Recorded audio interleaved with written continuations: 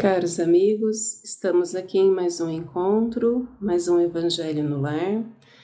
Hoje vamos falar sobre os nossos entes queridos que desencarnaram e como o nosso pensamento, ele pode influenciar o seu bem-estar. Vamos iniciar com uma prece. Esse livro A Fé Transporta Montanhas, tá? Do Carlos Bacelli e Maria Máximo, a mensagem O Mundo Espiritual.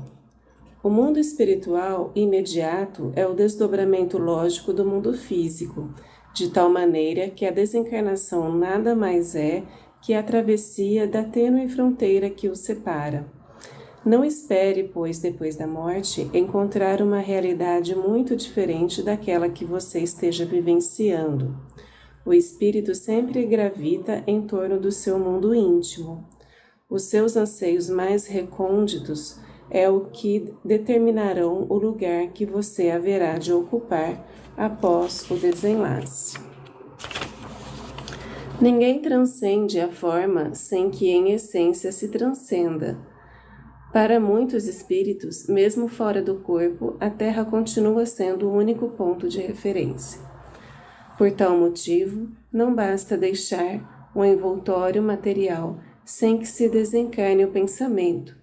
Poucos são os espíritos que, ao deixarem o corpo, conservam plena consciência de si mesmos.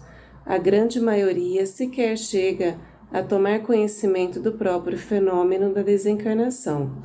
Vivem inconscientes de que são espíritos imortais. Desencarnam sem noção do processo e tornam a reencarnar sem a menor lucidez da nova oportunidade que lhe está sendo concedida. Então, um pouco de reflexão e bons estudos, que seja proveitosa as leituras. Questão 317 do Livro dos Espíritos. Os espíritos, após a morte, conservam o amor à pátria? É sempre o mesmo princípio. Para os espíritos elevados, a pátria é o universo. Sobre a Terra, é aquela em que possuem maior número de pessoas afins. A situação dos espíritos e sua maneira de ver as coisas variam infinitamente em razão do seu grau de desenvolvimento moral e intelectual. Os espíritos de uma ordem elevada fazem geralmente estações de curta duração na Terra. Tudo quanto que aqui se faz é muito pouco em comparação às grandezas do infinito. As coisas para as quais os homens atribuem maior importância são tão pueris a seus olhos que eles encontram poucos atrativos no mundo, a menos que sejam chamados a influir no progresso da humanidade. Os espíritos de uma ordem intermediária vêm mais frequentemente à Terra. Embora considerem as coisas sob um ponto de vista mais elevado do que durante sua encarnação, os espíritos comuns são, de algum modo, os que aqui permanecem e constituem a massa da população ambiente no mundo invisível. Eles conservam com pouca diferença as mesmas ideias, os mesmos gostos e as mesmas tendências que tinham quando encarnados.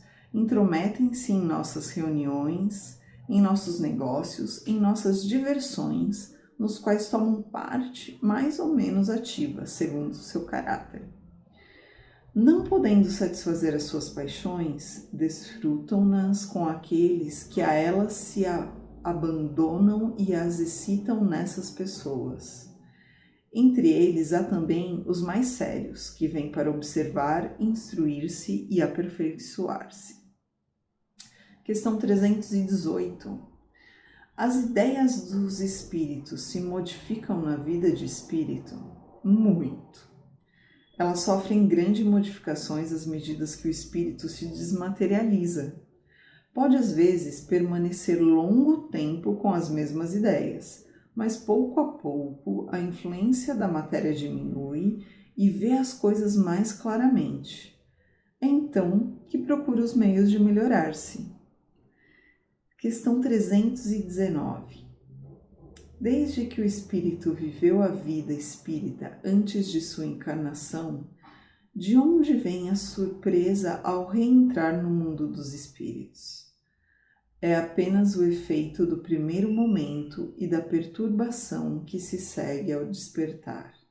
Mais tarde, reconhecerá perfeitamente a sua situação, à medida que o passado lhe volte à lembrança e que as impressões da vida terrena se desfaçam. E aqui ele fala para a gente dar uma olhadinha nas questões 163 e seguintes. Boa noite, amigos queridos. Dando continuidade ao Evangelho dessa semana, faremos agora a leitura das perguntas 320 a 322 do Livro dos Espíritos. Número 320.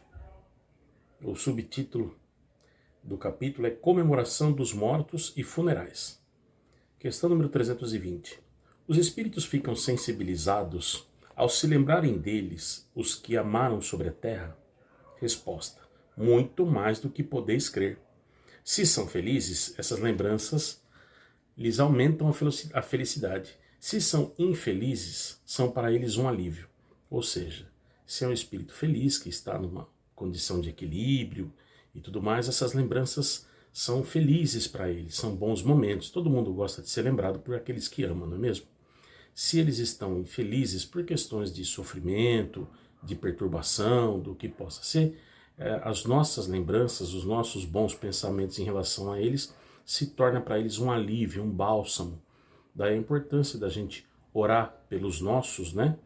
Não pedindo nada jamais, mas pedindo para que eles tenham paz, proteção, saúde, alívio, coisas do gênero, emanando vibrações de amor e de carinho por eles, né? Porque os que estão bem se sentem felizes. Os que não estão bem recebem isso em forma de alívio, de conforto, de bálsamo. Questão 321. O dia da comemoração dos mortos tem alguma coisa de mais solene para os espíritos? Eles se preparam para vir visitar os que irão orar sobre seus despojos? Resposta: os espíritos atendem ao apelo do pensamento nesse dia como nos outros dias. Ou seja, a gente tem aqui no Brasil a celebração do Dia dos Finados, né?